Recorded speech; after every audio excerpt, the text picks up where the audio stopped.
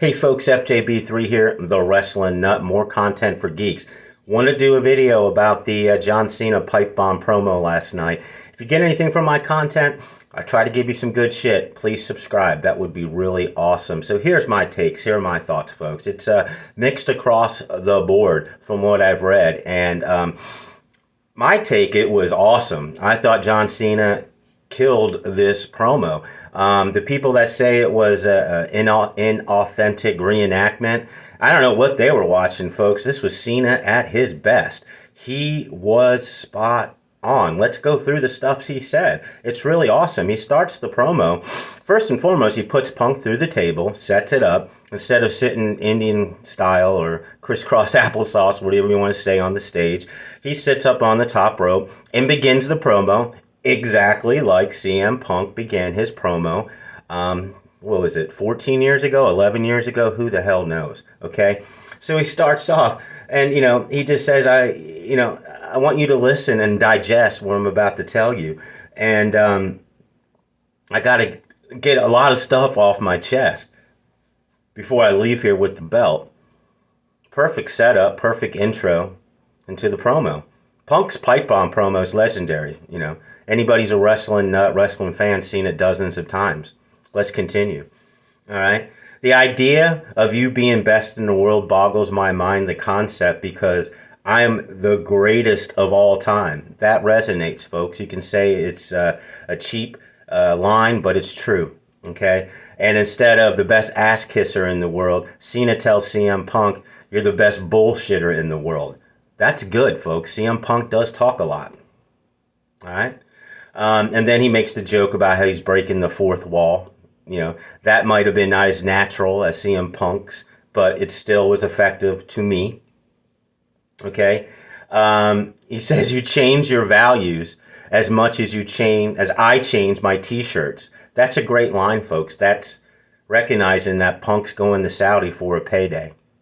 This is good stuff. I mean, the critics of this promo, I'd love them to leave a comment. I'd love to talk to them. Continue here, folks.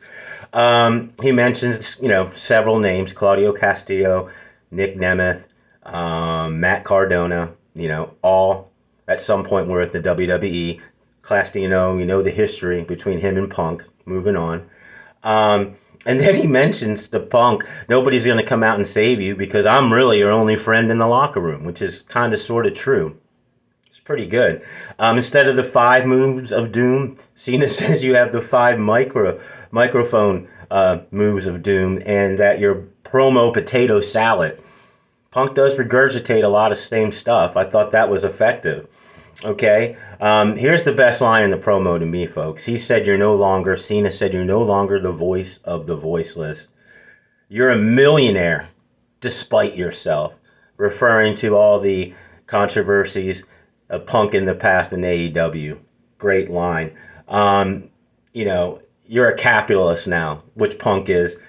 He is Mr. TKO. He's in the business to make money, to drive stories, for big paydays. Okay. He mentioned that you were best in the world 7 minutes, 14 years ago. Another decent line, folks.